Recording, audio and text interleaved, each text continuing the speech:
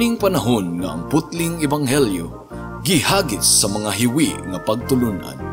Kinahanglan mo barug ang mga tinunan ni Kristo sa pagpakigbisog sa paglaban sa pagtuo, nga magkausa ug alang sa tanang panahong gihatag sa Dios ngadto sa iyang katawan. Maoy hinungdan nga namugna kining tulumanon ang putling ebanghelyo. 30 minutos nga pagsabwag sa tinuod nga ebanghelyo. Kauban ni Pastor Jeremias Hangad, ang putling ebanghelyo. Tulumanon nga gihatod kaninyo sa Herald of Grace Radio Ministries Philippines. Ang putling ebanghelyo. Ang putling ebanghelyo.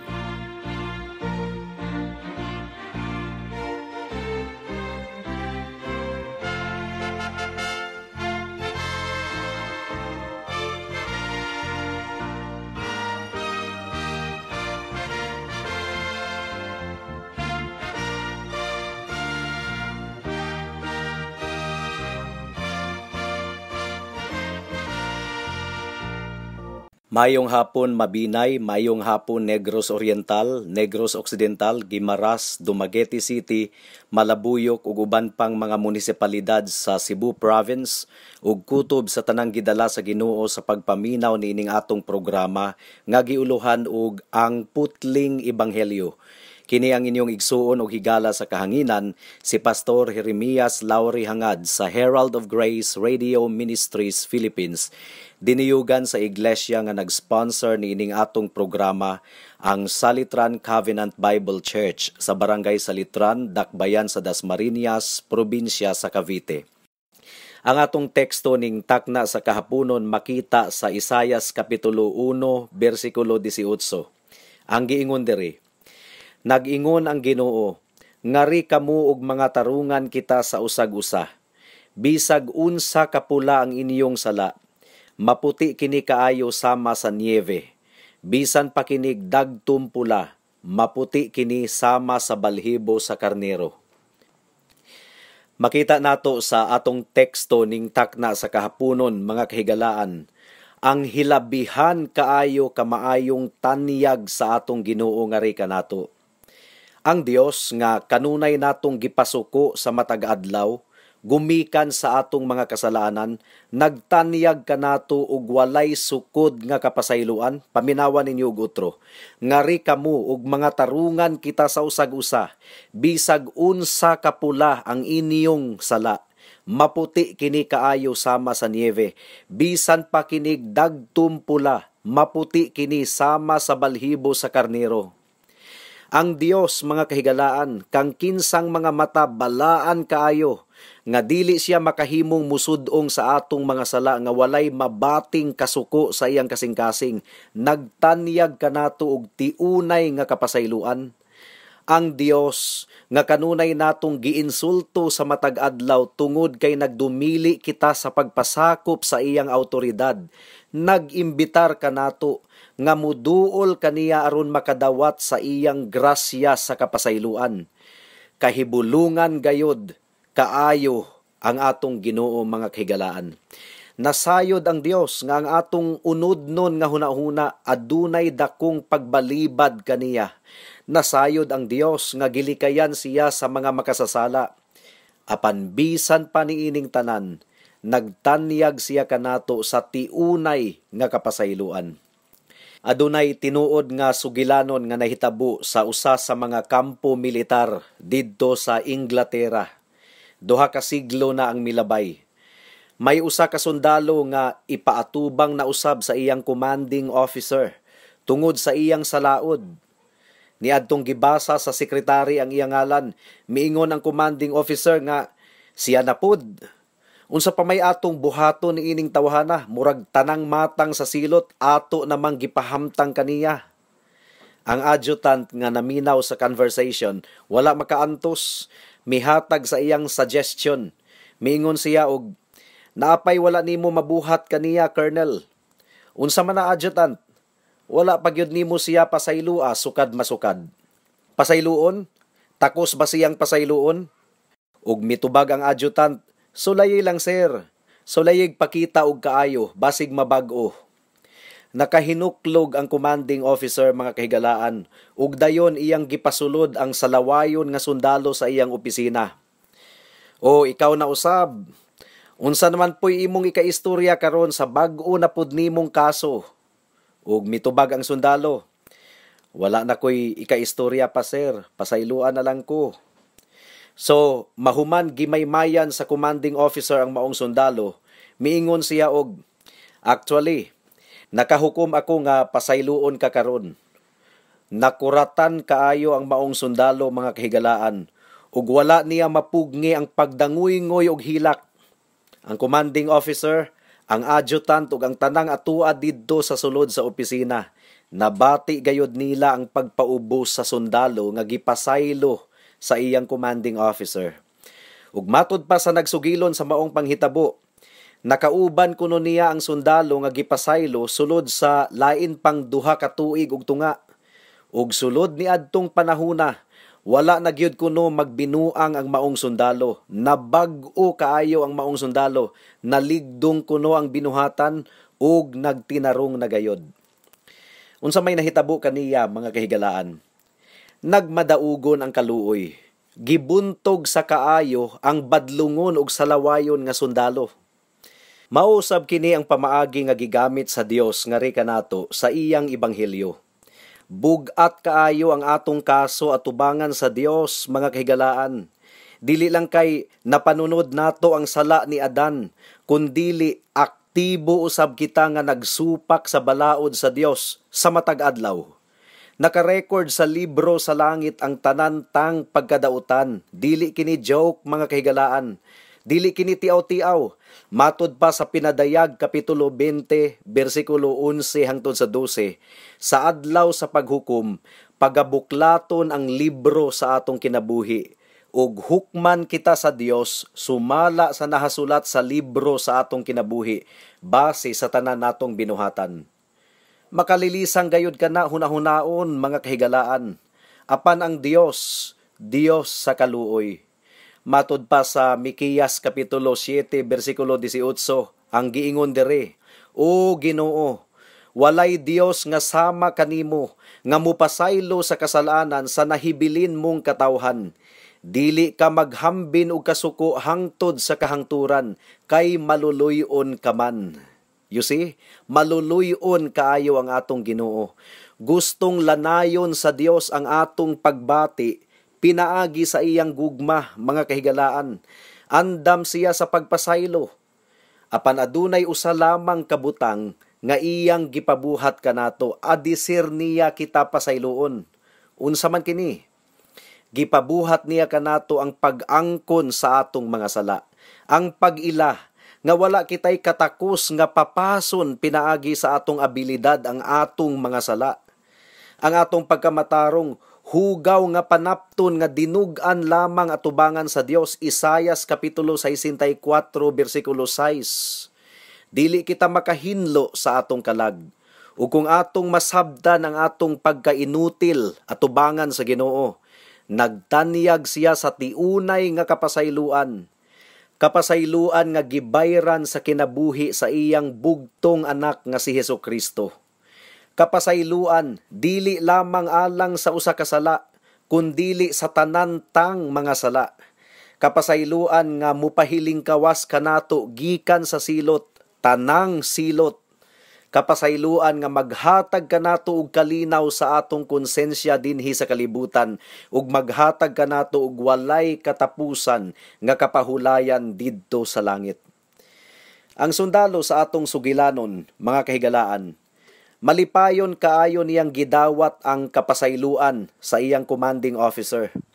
Nalanay ang iyang dughan sa kaayo sa iyang commanding officer, ug midanguy-ngoy og hilak sama sa usa ka batang gamay.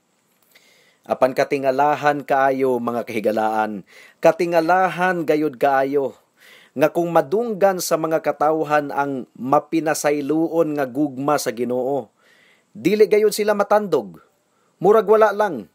Imbis nga ilang isugid ang ilang kasalanan, ug dawaton ang tiunay nga kapasayloan nga gitanyag sa Dios, ila kining gibaliwala.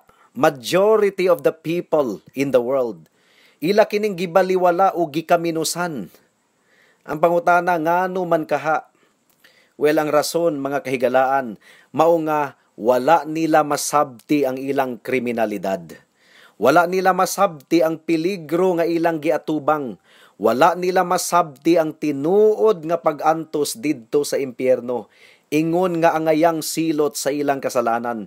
Mao nga ang ilang pagtagad sa ebanghelyo, mura ra og ordinaryong sugilanon nga dili ra angayang tagdon.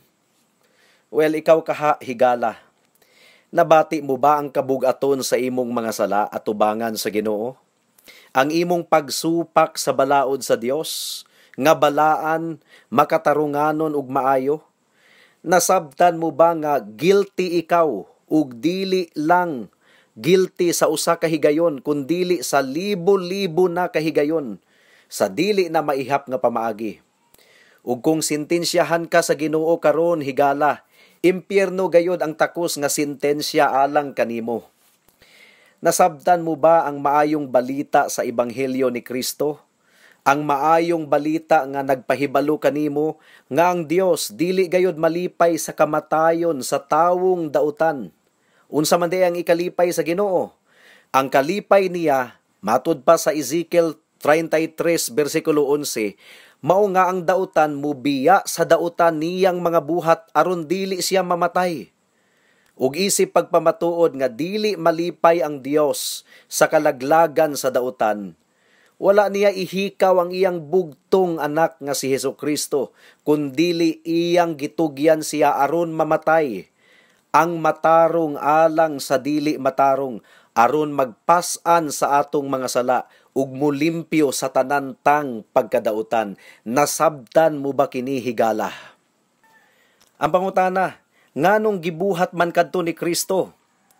Aron ang Dios makapasaylo nga dili maligsan ang iyang hustisya.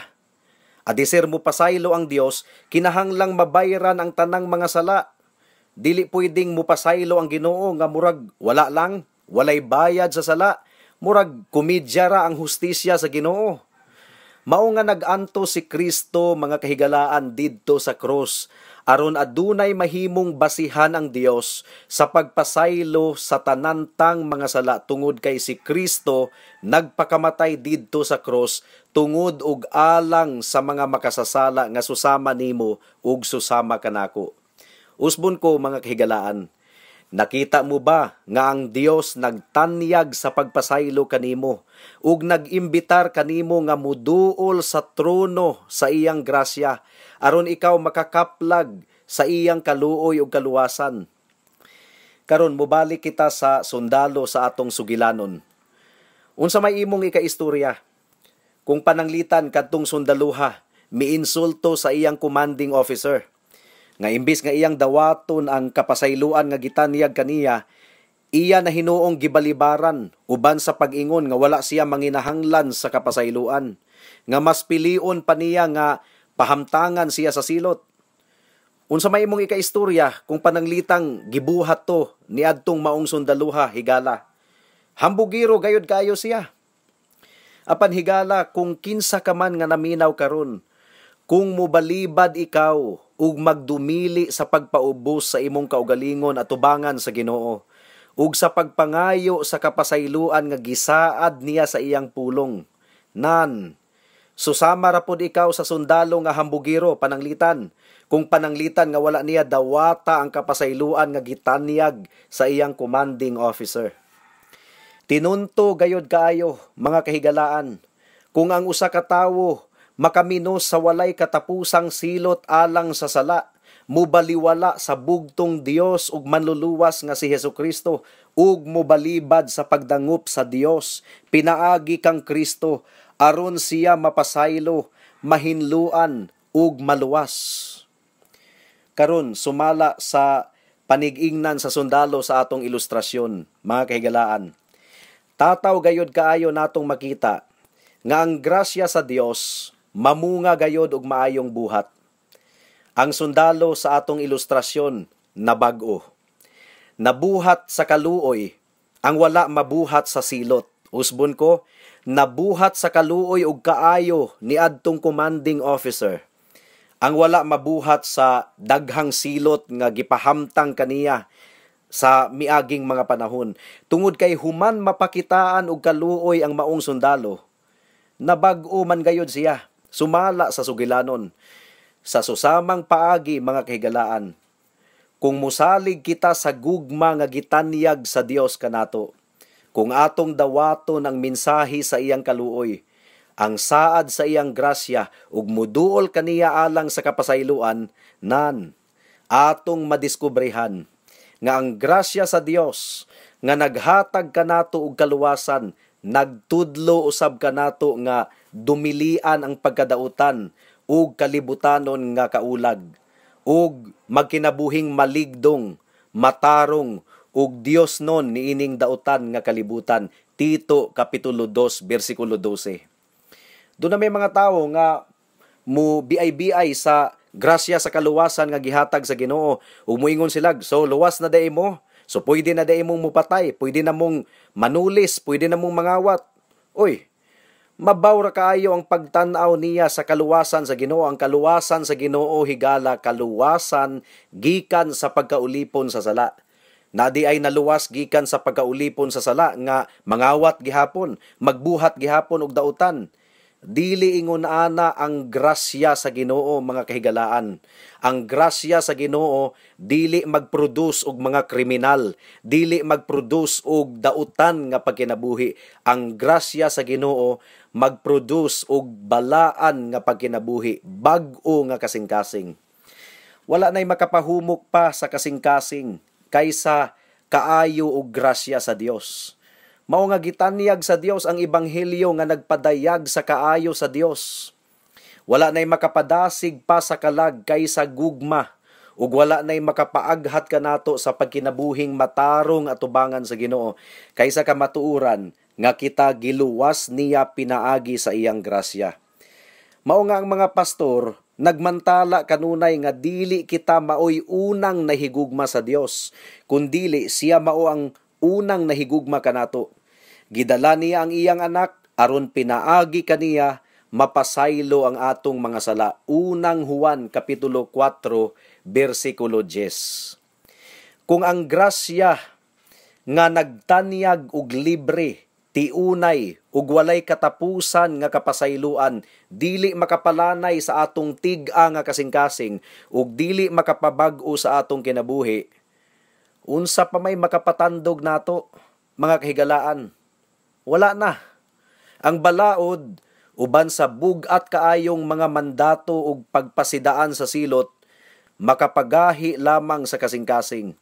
Apan ang maayong balita sa ebanghelyo uban sa tamis niini nga imbitasyon ug mga saad, makapalanay, makapahimong mapainubsanon ug makapabag-o sa atong kasing-kasing. Sa laktod nga pagkaistorya, makaparepurma kini sa atong kinabuhi aron kita magkinabuhi nga balaan atubangan sa Ginoo. Sa makausa pa, mga kahigalaan, nakig-istorya ang Dios kanimo karon. Sa makausa pa, pinaagi sa ebanghelyo, ang Dios nga puno sa grasya nagtawag kanimo karon. Human sa imong pagkinabuhi sulod sa taas kaayong panahon diha sa kasalanan. Human sa imong pagpagahi sa imong kasing-kasing, human sa imong pagbalibad sa Dios sulod sa daghang mga katuigan, nakig-istorya gihapon siya kanimo karon. Unsa may iyang giingon? Ngari kamo ug mga tarungan kita sa usag-usa. Bisag unsa kapula ang inyong sala, maputi kini kaayo sama sa niebe. Bisan pa kinig dagtom pula, maputi kini sama sa balhibo sa karnero. Ug higala, bisan pag ikaw ang pinakadautan nga tawo sa kalibutan, bisan pag ang imong gininhawa yawanon kaayo, kanimo higala, nakig-istorya ang Ginoo karon, uban sa malumo nga tingog ug maluluy-on nga tingog. Paghinulsol sa imong mga sala ug dangup kaniya, tungod kay andam siya sa pagluwas kanimo. Kahibulungan kaayo ang grasya sa Ginoo. Matod pa sa Isaias kapitulo 55 bersikulo 6 hangtod sa 7. Dangup sa Ginoo samtang may panahon pa, Sangpita ninyo siya samtang siya duol pa. Pabiyaa ang mga dautan sa ilang mga sala, ug ipasalikway sa mga makasasala ang ilang mga dautang hunahuna. Pabalika sila sa Ginoo aron kaluy-an sila. Pabalika sila sa atong Dios, kay andam siya sa pagpasaylo. Well, andam siya sa pagpasaylo sa tanang kasalanan, mga kahigalaan. Mupasaylo siya sa tiunay gayod. Mupasaylo siya sa kinasingkasing gayod. Mupasaylo siya uban ang paglimot sa tanan natong kasalanan hangtod sa kahangturan. Dili lang kay mupasaylo siya, kundili mulimot usab siya. Asa man kini makita? Hebreohanon kapitulo 8 bersikulo 12, paminawan ninyo. Pasayloon ko sila sa ilang mga kalapasan, ug dili ko na hinumduman ang ilang mga sala. Dalaygon kaayo ang atong buhi nga Dios. Mudangat na kita sa mga aplikasyon. Alang sa mga wala pa kang Kristo, unsa may imong tubag sa imbitasyon sa atong Ginoo higala? Imo bang isugid ang imong mga sala, ug ang kunon nga ikaw guilty atubangan sa Ginoo? Ug mudangop kaniya sa ngalan ni Hesukristo alang sa kapasayloan? Kung imo kining buhaton higala, masuta nimo nga siya matinud-anon kaayo sa iyang mga pulong, ug mupasaylo sa imong mga sala, ug muhinlo usab kanimo sa tanang pagkadautan. Pagkabulahan gayod kaayo kung maangkon nimo ang grasya sa kaluwasan higala. Wala nay paghukom, wala nay tunglo, wala nay impyerno alang kanimo. Ang kahimayaan sa Dios sa langit ipaambit niya kanimo nga libre. Unsa may imong tubag karon? Mubalibad ka ba sa tanyag sa Dios sa kaluwasan karon? Alang sa mga kaigsuonan diha sa Ginoo, unsa may imong ikaistorya usab, igsuon? Dili ka ba malipayon karon? Wala ka ba'y kabug-aton nga nabati karon? Aron alagaran nimo ang Dios nga nagluwas kanimo pinaagi sa iyang grasya? Unsa raman ang pipila ka mga problema nga imong nasinatian karon kung itandi sa kaluwasan nga imong nadawat? Wala ra ka kumingking ang imong mga problema kung itandi nimo sa kahimayaan nga naghulat kanimo sa langit. Pasalamati ang Ginoo. Pasalamati ang Ginoo, igsuon. Pagmaya diha sa Ginoo. Pagmaya gayod, igsuon. Dako kaayo ang imong utang kabubuton kaniya. Uban sa dako kaayong utang kabubuton sa atong Dios ug manluluwas, ipaambit ang mensahe sa Ebanghelyo sa grasya sa kaluwasan sa mga wala pa makaila kang Kristo.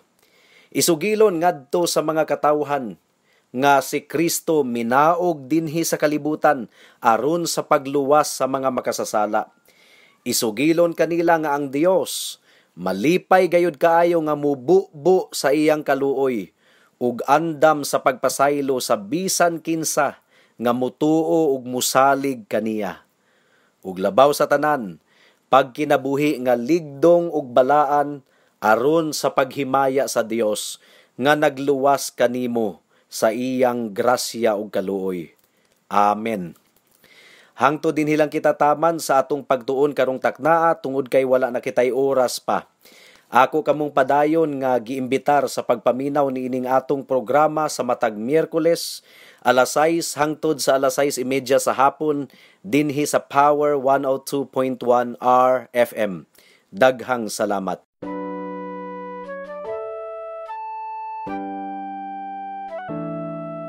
Noon ay bulag ako sa daan ng kaligtasan. Tulad ng marami, nakatuon ako sa sarili. Mabait naman at matulungin at walang kapwang inabuso. Kung kaya't ang tiwala ko, malamang ligtas ako.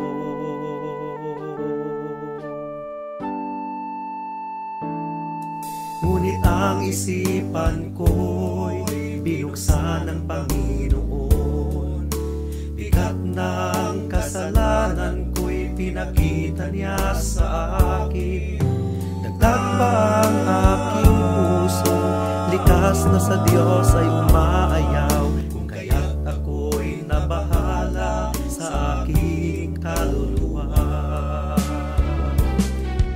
Ano nga bang batayan ng katubusan at kaligtasan ng isang katulad kong makasalanan? Ngayon ay batid ko na ako'y walang magagawa upang ituwid ang aking kaluluwa.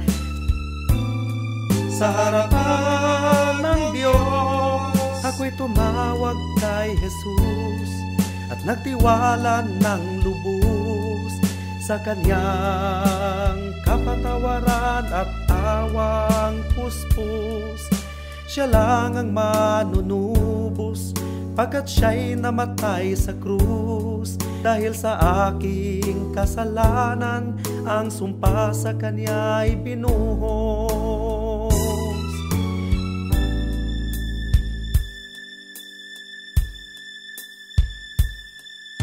Ngayon ay tiyak ko na ang aking kaligtasan, aking nararanasan, tunay na kapayapaan. Ang puso ko'y binago niya, ang buhay ko'y inayos niya. Purihin si Jesus sa dakilang biyaya niya. Ang puso ko'y binago niya, ang buhay ko'y inayos niya. Purihin si Jesus sa dakilang biyaya niya. Hebreo Kapitulo 8. Ang buot na mong ipasabot, mao nga aduna kitay Pangulong Pari. Naglingkod siya sa tuo sa trono sa Dios didto sa langit. Nag-alagad siya, ingon nga Pangulong Pari, sa dapit nga labing balaan, nga mao ang matuod nga tolda nga tinukod sa Ginoo, dili sa tao. Ang tanang Pangulong Pari gitudlo aron maghalad og mga gasa ug mga halad nga mananap ngadto sa Dios. Busa, ang atong Pangulong Pari kinahanglan usab nga adunay ihalad. Kun aniya pa siya sa yuta, dili gayud siya mahimong pari, kay aduna na may mga pari nga naghalad o mga gasa sumala sa balaod sa mga Hudiyo. Ang gibuhat nila ingon nga mga pari, usa lamang ka kopya o anino niadtong atua sa langit. Sama usab niini ang nahitabo kang Moises. Sa dayon na niyang pagpatindog sa tulda, giingnan siya sa Dios. Himua gayud ang tanan, sumala sa sumbanan, nga gipakita kanimo didto sa bukid. Apan gihatagan si Jesus og pareanong katungdanan nga mas halangdon pa kaayo kaysa ila. Sa samang paagi, ang kasabutan nga iyang gihikay tali sa Dios og sa tao, mas maayo kaysa unang kasabutan, tungod kay kini gipasikad man sa labi pang maayong mga saan. Kung wala pa'y sayop kadtong unang kasabutan, wala unta kinahanglan na ang ikaduha. Apan nakakita ang Dios og kasaypanan sa iyang katawhan, miingon siya, Nagsingabot ang mga adlaw, nag-ingon ang Ginoo, nga maghimo ako bag-ong kasabutan tali sa katawhan sa Israel ug sa banay ni Huda. Dili kinisama sa kasabutan nga gihimo ko tali sa ilang mga katigulangan sa adlaw nga giagat ko sila aron mamiya gikan sa yuta sa Ehipto. Wala nila tumana ang kasabutan nga gihimo ko tali kanako ug kanila. Busa, wala ko sila panumbalinga, miingon ang Ginoo. Mao kini ang kasabutan nga himuon ko tali sa katawhan sa Israel, humani atong mga adlaw. Nag-ingon ang Ginoo. Ibutang ko ang akong mga balaod diha sa ilang mga hunahuna, ug isulat ko kini sa ilang mga kasing-kasing. Mahimo ako nga ilang Dios, ug mahimo sila nga akong katawhan, ug dili kinahanglan nga magtudlo pa sila sa ilang isig kalumulupyo o magsulti sa ilang isig kalungsuranon. Ilha ang Ginoo. Kay makaila silang tanan kanako, gikan sa labing ubos, hantod sa labing halandon kanila. Pasayloon ko sila sa ilang mga kalapasan, ug dili ko na hinumduman ang ilang mga sala. Alang sa dugang nga mga pangutana, mahimong mo text kang Pastor Jeremias hangad sa 0935-744-3030.